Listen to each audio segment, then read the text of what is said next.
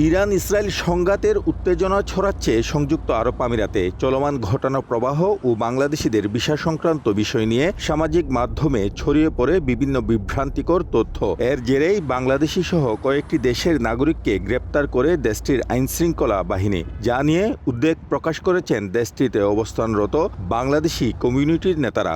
বিভ্রান্তিমূলক তথ্য যেন না ছড়াই এবং কোনো ছবি বা কোনো ভিডিও কাট করে যেন আমরা খামাখাই বিভিন্ন ইলেকট্রনিক মিডিয়ায় প্রচার না করি, যার মাধ্যমে আপনি নিজেও ভবিষ্যতে ক্ষতিগ্রস্ত হবেন এবং দেশকে এবং জাতিকে ক্ষতিগ্রস্ত করবেন। কৃত্রিম বুদ্ধিমত্তা বা এআই দ্বারা তৈরি এইসব বিভ্রান্তিকর ছবি ও ভিডিও অধিকাংশই ভুয়া, যা জনমনে আতঙ্ক সৃষ্টি করার উদ্দেশ্যে তৈরি বলে মত বিশ্লেষকদের।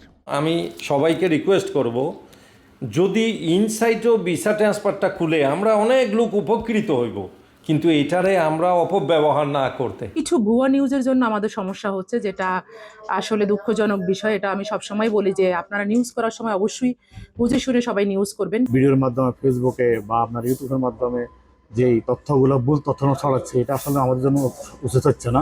চলমান পরিস্থিতিতে দেশটির আইন কানুনের প্রতি শ্রদ্ধাশীল না হলে বাংলাদেশিদের ভাবমূর্তি ক্ষুণ্ণ হওয়ার পাশাপাশি আইনি ঝুঁকিতে পড়ার আশঙ্কা রয়েছে বলে মত অনেকের।